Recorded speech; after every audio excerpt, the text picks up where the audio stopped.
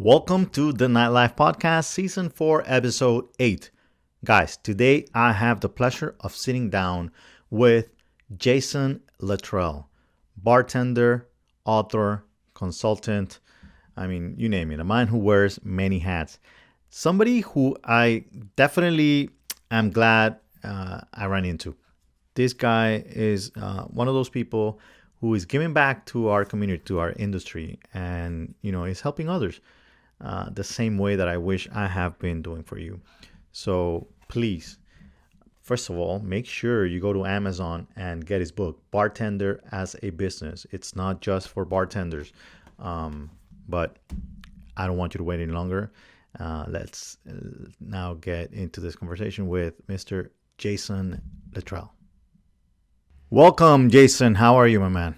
Hey, Julio, thank you for having me on the show. I'm very excited to be here. No, man. I don't think you're as excited as I am. I'm going to tell you one thing. When I started doing this, by this, I don't mean working in the nightlife industry, but I mean like writing a book and trying to leave a legacy somehow or help other people, creating courses and all those kinds of things. When I realized that there was something else out there that I could actually help others, what I found at the beginning was that there weren't that many people doing the same thing in our industry. And I feel like a lot of people in our industry need a little more, compassion and some help from those that have been around, So finding people that are doing the same is an amazing feeling. The minute that I saw your book right away, I was like, man, I gotta get it, and I gotta start reading. I haven't finished it. I'm reading it, but I definitely. It's a short, snackable book, but thank you so much for picking it up. And I appreciate the leadership that you've shown.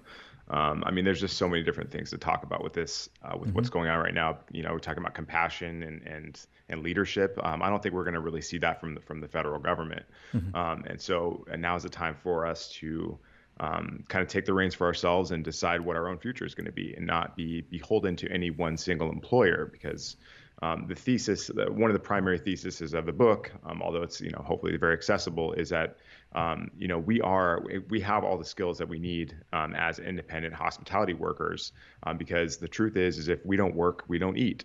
And there is very little difference between that and what an entrepreneur does. The big difference is that bartenders and servers and hospitality workers, they have one place that they have to show up, and they have rules around that.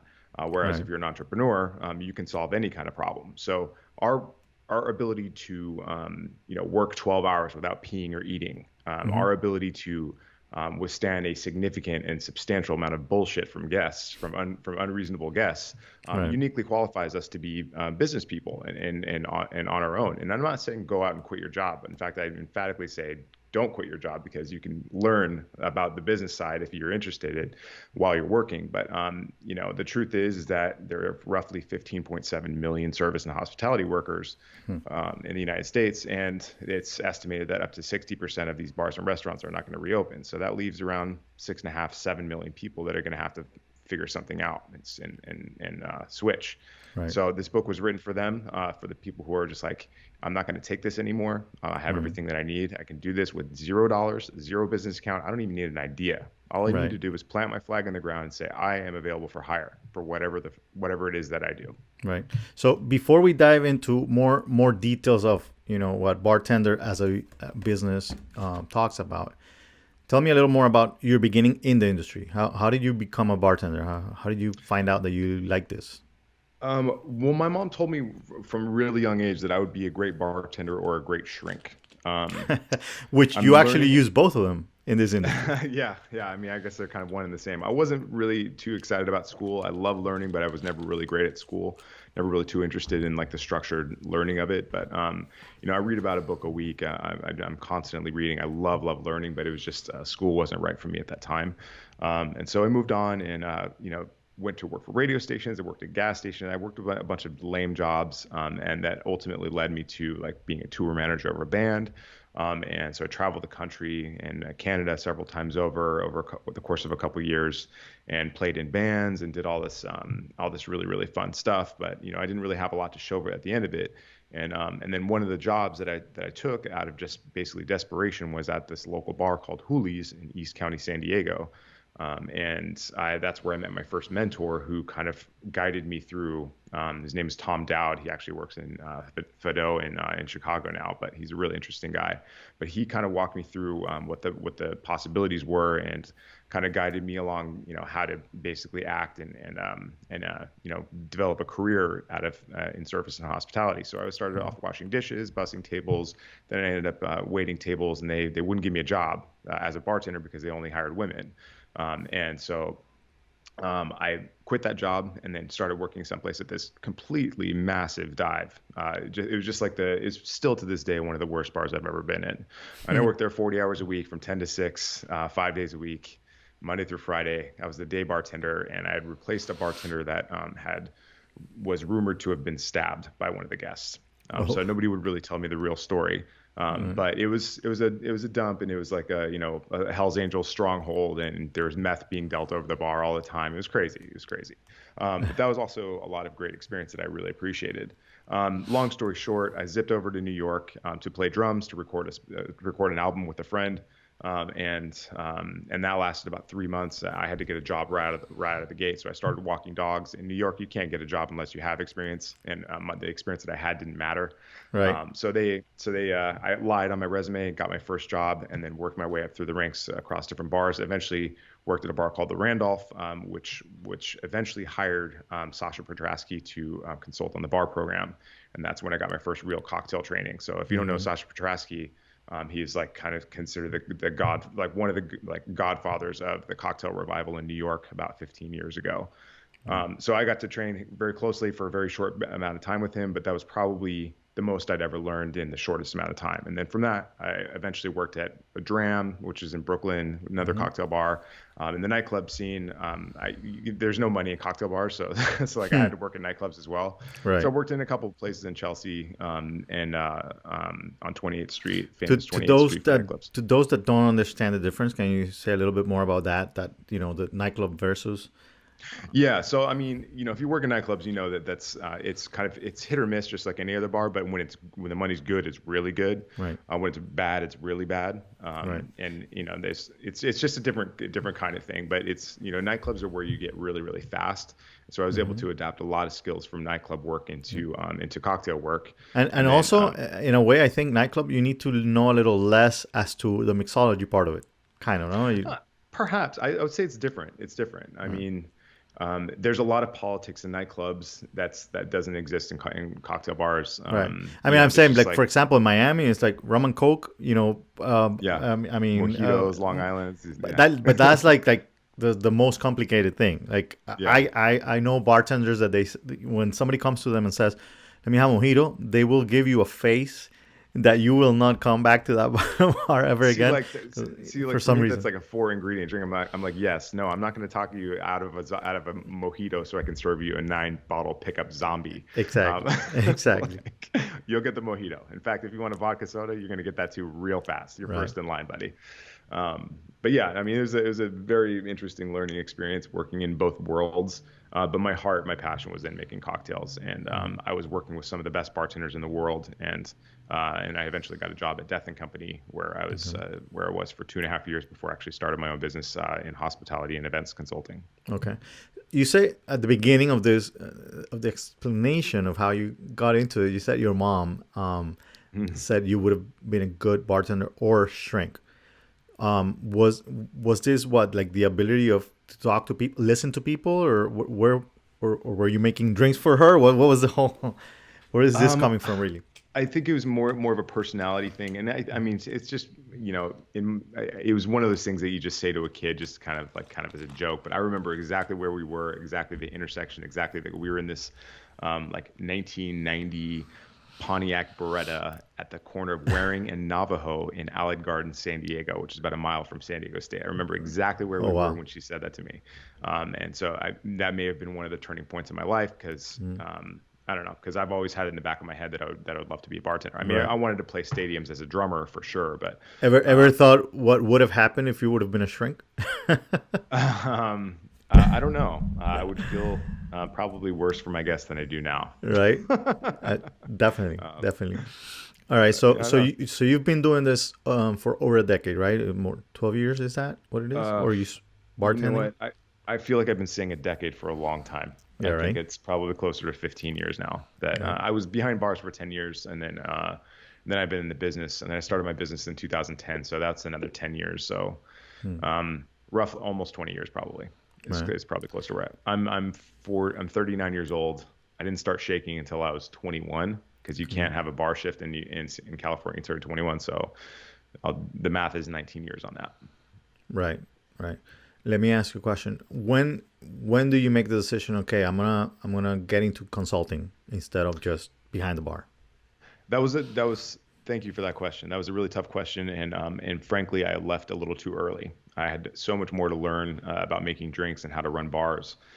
So it was very much a fail forward situation. But it started off like people would kind of give me their business cards over the bar and say, "Hey, I'm putting a bar together and I need some recipes, or I have an event. Do you know how to make these drinks at this event?" And I said, Hmm. "Yeah, sure." And I didn't know. But I didn't know how to use spreadsheets. I just did math on a notebook by hand. So there were lots of mistakes. I guess I was kind of charming because people called me back occasionally, and I was Right. able to build a business on it. And the first year I lost money, like lost a little bit of money. The second year I I was doing okay, and then the third Right. year I quit my job, and I said, Right. I mean, it's time to make the leap and go full time. Yeah. right. Besides being charming, I'm sure a lot of the people that called you back knew even less than what you didn't know. You know what I mean? Yeah, but I didn't know nearly as much as like Aisha Sharp and Willie Right. Shine Right. and Like an Andy actual. Seymour. Right. Right. Like, I mean, I was like I felt like a baby because these guys were just blowing out stadiums. I'm sure you Um, weren't, charging as they were. You know. I have no So. idea, but probably not. I was probably obnoxiously competitive price wise. And I've since learned that competing on price is a fool's errand. Right. So if you're out there selling your services independently, then try to be the most expensive service there is because people shop for that. Right. So how do you get better at consulting? It's a lot of self-education. This was kind of before Google Drive and like you could have Excel. So I had to learn how to use Excel. I wasn't very good at it. And I had to just like look on the internet and find out how. Right. I mean, the cool thing is that the knowledge is democratized now more than it's ever been.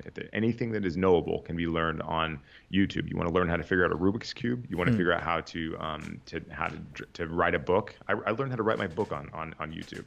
I said, Me how too. do I write it? Yeah, I said, how do I write a book? And there's like just like this sea of things saying like I this is how you remember. I write a book. remember my Google search was how to write a book ASAP. Yeah, and there's And people that write there are people who write books in a weekend. yeah. I'm not that guy, but it took me 2 years. I know. I mean, It's I was expecting a kid, then he was born, and then I couldn't finish when he was born. I thought I was gonna do it before the time he arrived. I wasn't able to, and then my wife gets pregnant. We're expecting twins, and Whoa. yeah, exactly. Now I have three. So when I heard twins, I was like, I need to finish this before they come. For Oh sure. yeah. That's how I got to finish. So yeah. Wow, that's a really common story, but I think that really interesting point, especially with your business and kind of where our businesses kind of align, is that you can you can provide a service, and you can do you can provide a product, but I think it was Bill Gates who said that every company is a media company, and if you're not in the business of media, like as in like selling and marketing your products or your Mm-hmm. services, then you're not going to be in business for very long, or you're Right. leaving a lot on the table, or you're not really planning for your retirement. So, Right. I mean, my pivot for when COVID hit was that I was going to get into small business consulting. So I've amassed a lot of information over the last 10 years of running my own business and I can help people avoid a lot of stumbling blocks that costed me hundreds of thousands of dollars in mistakes. And so I offer that as a service with my coaching business. But the truth is that you're not always going to do everything right. But again, everything that can possibly be knowable is found online. And so all you have to do is be one step ahead of your clients. So, I encourage people to, especially if you're a service and hospitality worker who's out of work right now, the money will run out. Our federal government is borrowing the money to pay our unemployment, and that's not going to last forever. Right. So, I've just been encouraging people to look at all the classes that you took in college. What did you like? What are your hobbies? What are your favorite things to do? What do you do when you're not working? Turn that into a business, and because it could be something. It could be the thing that you just never knew that you were into. But unfortunately, there's a ton of people out there that want to write recipes for money, and there just isn't a market for it. Right. So it's unfortunate. It sucks, but we can apply that creativity into other places for sure, Right. especially in restaurant management skills. There's not like in bar and restaurant and nightlife. There's very few other industries that are as regulated and have to tolerate so much crap as we do. And so that patience and that understanding of how to operate a very complex, very cutthroat business, not cutthroat, but very competitive business, is very much a marketable skill for a lot of different businesses. Right. So let me ask you, the same way that you vividly remember being in that Pontiac when your mom told you what you were going to be doing, do you remember the moment when you made a decision to, not just write this book, but for you to actually turn your bartending into a business? When was that moment? Yeah, I remember quitting. I remember quitting Death & Co. And I remember being like, is this the right thing for me? Is this the hill I die on? You quit. Well, let me ask this, because in this business, it happens a lot when you make this decision.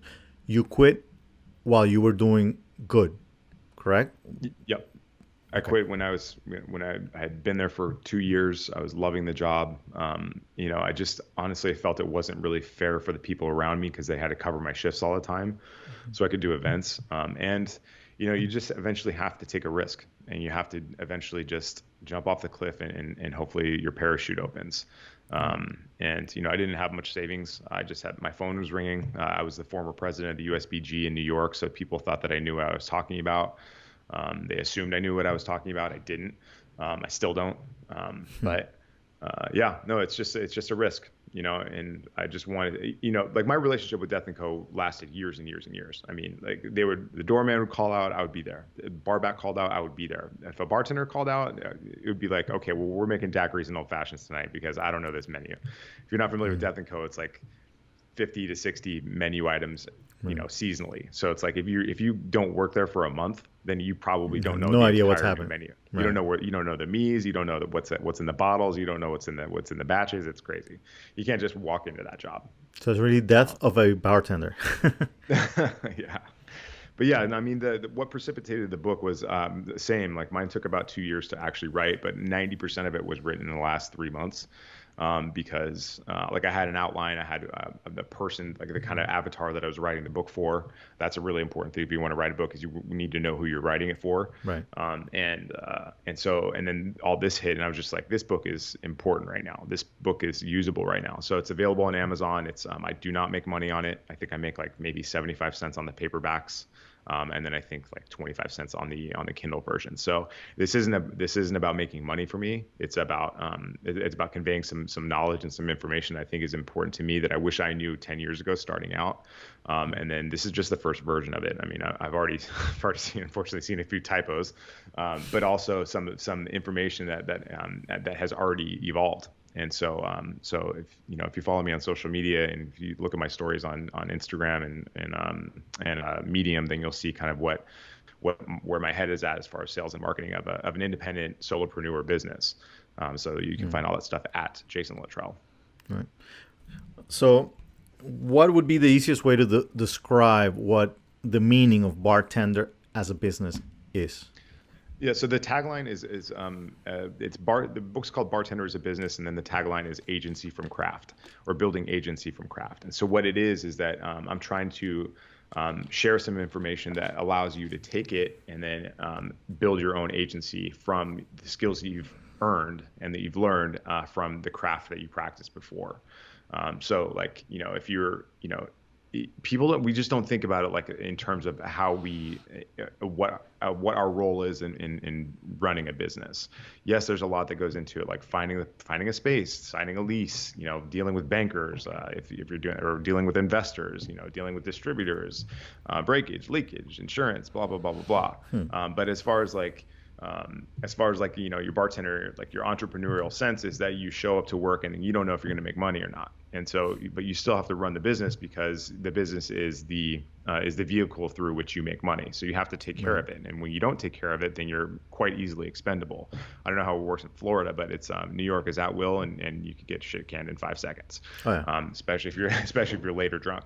But yeah. But yeah, so it's like there's a lot, and we tend to have an understanding of it. Most of the time, especially in smaller businesses, you have some sort of a managerial responsibility, anyways.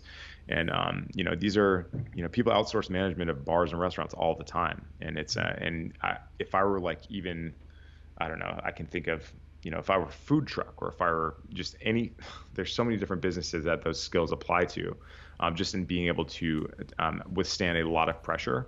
And to have just be organized enough to be like, this is what I think we should do now, and this is what's most important right now. Because what do we do all day but prioritize? What do we do all day but organize? Right. I don't know. I've worked with some messy bartenders, but not for very long. Right. How would you define or describe that avatar you were thinking of when you were writing it? Well, it's actually based on somebody that I know, and. The idea originally, it definitely evolved, but it was definitely somebody who was very influential in the bar world, somebody who was extremely good at what they do, and has a lot of recognition for it.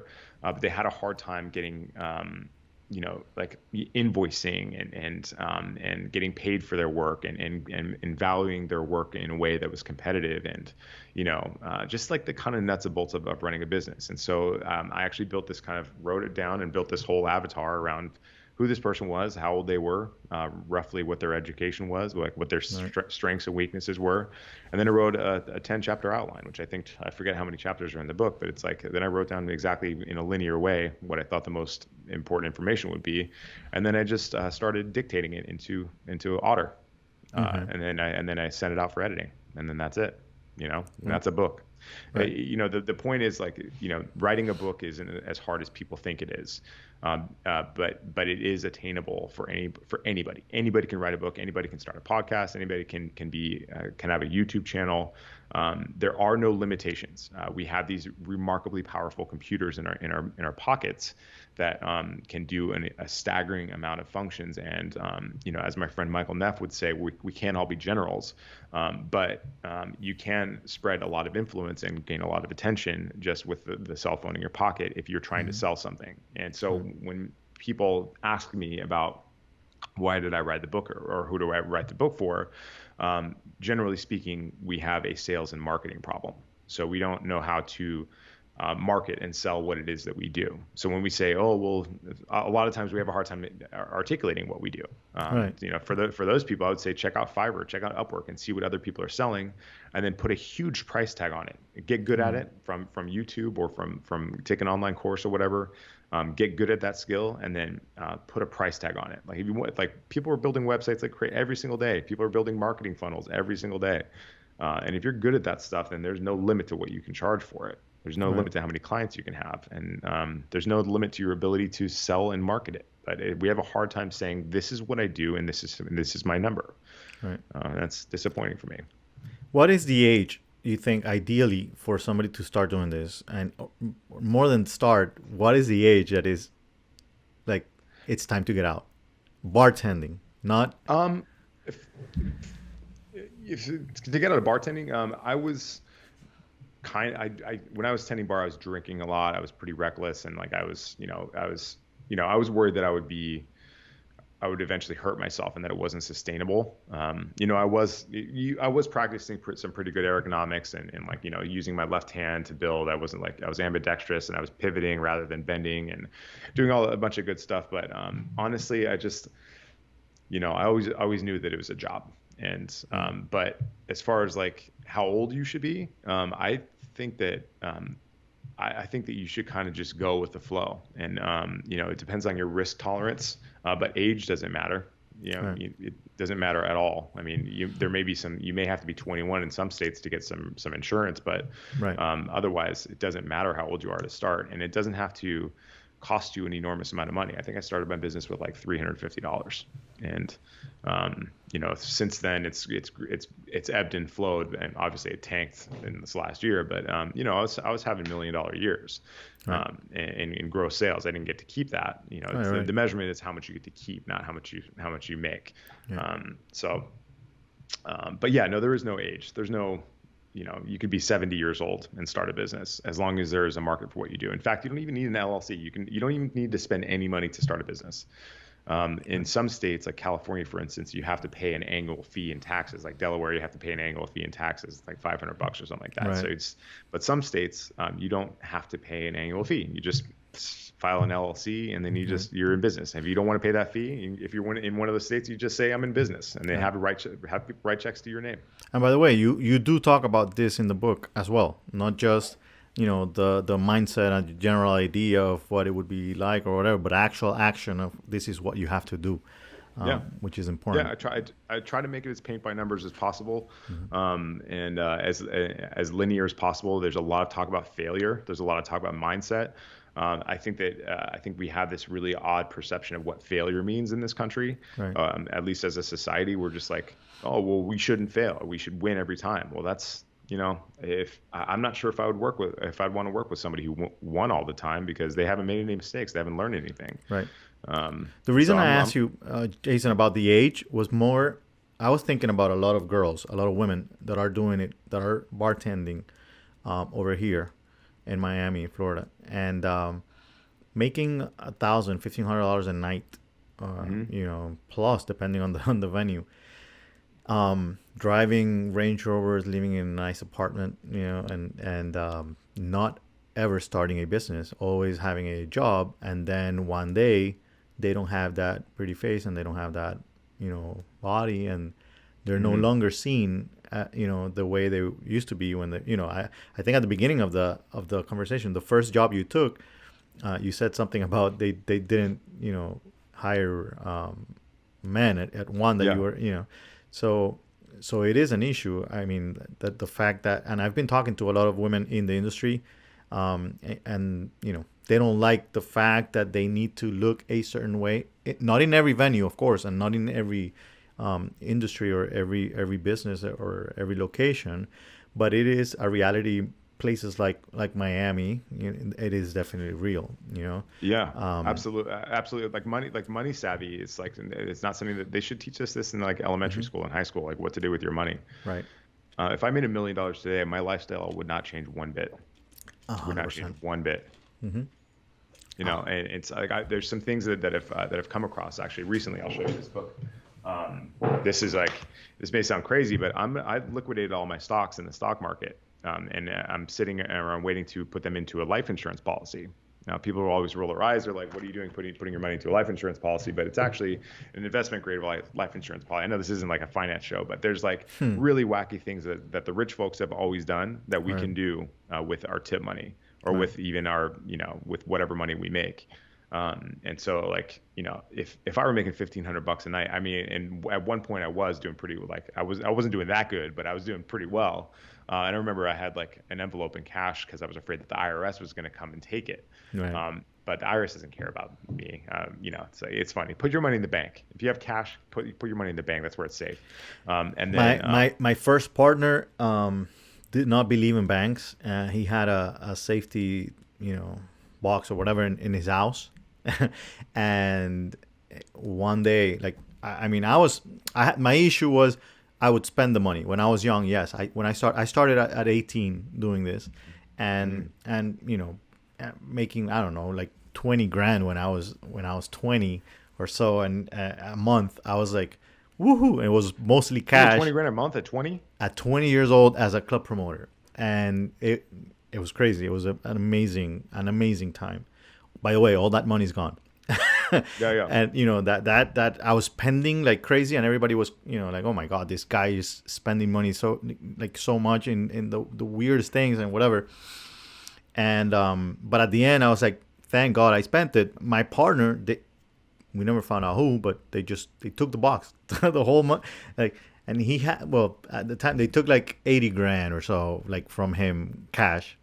I was like, at 20 years old, believe me, it hurts. Yeah, that's a drag. But yeah, definitely, put the money in the bank and report it. I think the point is like, use your money as a tool. Don't use your money as something to buy stuff, because there's always going to be more things to buy, and there's always going to be more things that you want. But it's like, as you get older, it's like, if I'm talking to my 20-year-old self before I had kids, it's like, now I'm thinking, now that I have a 2-year-old son, I'm thinking about how do I provide for him after I'm gone? Like, how do I provide generational wealth? And so that's what I'm looking into, like whole life insurances with like riders and stuff like that, to make them like investment grade. Right. If that's not your thing, check out just Google the infinite banking concept and watch a few YouTube videos on it. It's very, very interesting. Otherwise, put your money in the stock market, or let it grow and invest in it. Make it something that you can borrow against, so you can buy something that is a real investment, because it's just like, there's nothing more stressful than uncertainty. Right. And obviously, we have a lot to be stressed out about. We've got hurricanes, we've got fires, we've got viruses, we have political uncertainty, we've got racial inequality, we have like all these other crazy things. Like, make it easier on yourself. Money can be predictable. Right. Did you ever think of ownership at all, partnering or opening something of your own? You know what? I'm going to sound like an asshole saying this, but knowing what I know from all the bar consults that I've done, and especially in New York, just the compliance risks, I've never been interested in owning a bar. Well, I have dipped my foot into the game a couple of times, here and there. And I opened up a Miracle, one of the Christmas bars last year, that was supposed to slingshot me into another project, but that ended up not panning out. And I'm kind of glad it didn't, because the bar business is a tough business. And the number one reason for bars failing is for undercapitalization. And so unless it was like a really well capitalized project, like I'm working with a big commercial development company right now for a project in New York, and I don't have to think about that, because all I have to do is say, hey, listen, like, this is, you have the marketing, you have the PR, you have the design, you have the deployment, you have the sales, and you have like the kind of a built-in audience. And so it's kind of a no-brainer. Right. But for a mom and pop in a place like New York, it's extraordinarily difficult to survive. And especially now, they've local and state government has definitely shown their true colors, and they don't seem to care about the plight of the small business owner, the mom and pop in New York, because they're struggling.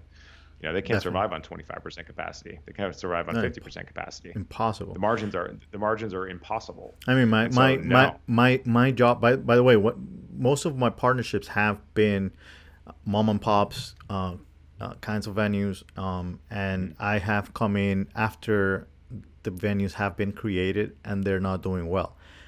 So I come in as a savior in a way, and a fixer, right? I have done the opposite of just being the investor and just watching it, which was wonderful in Colombia.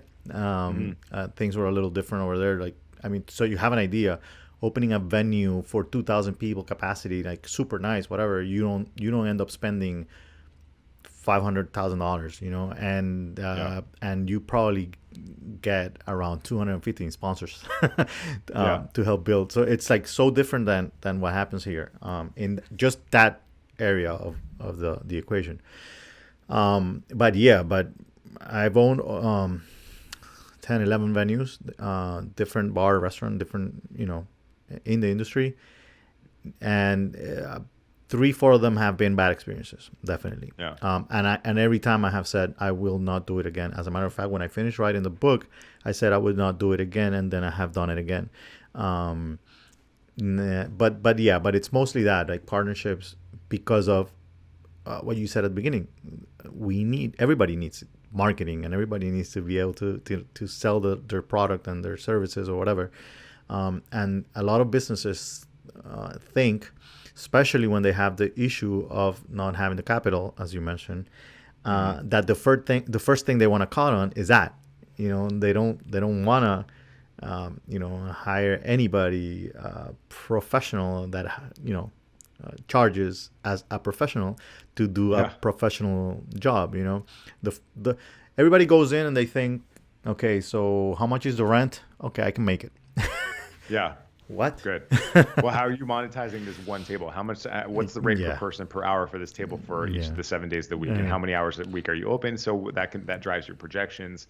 That drives like how much you think you're going to make, and then you have seasonal variance. You have like, compliance variance. Like there's like a ton of, there's just like so many different calculations that you put into it. I have this like big, huge Trello board. I don't know if you know Trello is. It's a project management software, and it just goes through, it's just like checklist after checklist, and they're like dependency checklists. So it's like, I open up bars the same way that I would fly a plane. It's like, it's just go by the checklist and everything's going to be okay. Right. Just that way we think of everything. But, no matter how good you are at it, there's just so many factors that you don't control. And that's why, that's why there's no rock solid bulletproof formula to opening up a bar.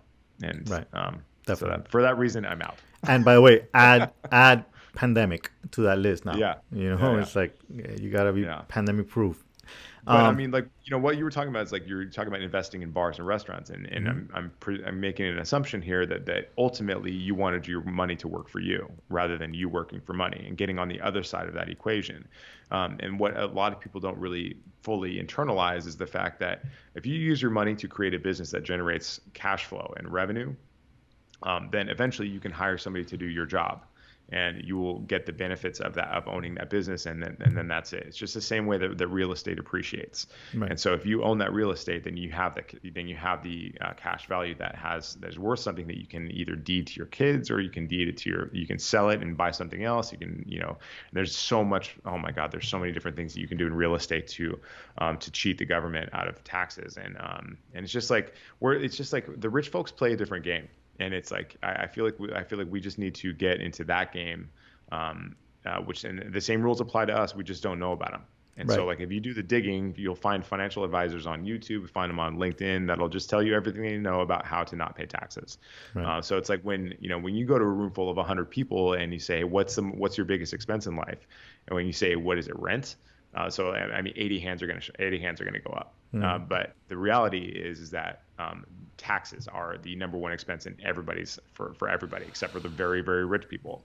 And so it's like we're comfortable paying 30% taxes or to banks, and we don't realize that how much is leaking through the cracks. So if we start thinking and acting like rich people, even with the little money that we typically have, I'm talking about tens of thousands of dollars here. And you can make investments of $5 into the stock market right now. I mean, you can go to Robinhood's, I forget what the other, Stash, Acorns, and invest just a little bit. Just get it out of your pocket, because it's if it's in your pocket, you're spending it. If it's in the market, then you're making it, most likely. 100%. Let's start thinking about like rich people. 100%. All right, so Jason, so we've been here over a half hour now. I don't wanna have anybody leaving us. So let me ask you a question. What is the biggest piece of advice that you can give to our viewers today? There's only upside to starting a business. Yes, you're going to get kicked in the teeth. Yes, you are going to fail. But if you get back up, then eventually you'll be okay starting a business. And there's absolutely no risk to do it right now. Just decide what you love, decide what you want to do, and decide where you want to be in 20 years, and then engineer that. Reverse engineer what retirement looks like. Awesome. Or maybe it's 10 years. And so I literally know how much I have a specific number goal, and every month and every week, I know exactly how much I want to make to achieve that goal. And so when you have that kind of mindset of like, this is what I need to do to kind of get to where I want to be, so I don't have to work for the rest of my life, or I can choose how much work I can choose how much I want to work for the rest of my life. Then it becomes much more tangible, much more visible. I mean, this is straight out of Napoleon Hill's Think and Grow Rich. Yeah. And it's like we have to get past this scarcity mentality where we're like, we are only worth the tips that we make. We are not. We are people. We have ideas. We are creative, and we provide significant and distinct value to the world. And I think that it's high time that we monetize that. Right. Guys, by the way, you do not have to be a bartender to enjoy this book and to get good stuff out of it, as you don't have to be a promoter to enjoy mine. But so where can people get your book? On Amazon, right? Amazon, and I think it's on a couple other places, but it's through Amazon. It's, I mean, you know what's crazy is like they actually print each book every time you buy it. yep, on demand. So, print on demand. I thought that blew my mind. That's why I don't make any money on the book. That's why it has to cost That's why it has to cost $10. Right. And then the Kindle version coming out later this month is $3. So like obviously I'm not trying to be a millionaire here. I'm just trying to get the message out that we have options. That's a good thing. All right, guys. So remember to follow me on Instagram at the Nightlife Entrepreneur. Join our group on Facebook, our page, Nightlife Entrepreneurs, and visit our website, nightlife.university. Where can they find you, Jason? I'm everywhere at Jason Luttrell, and that's Littrell.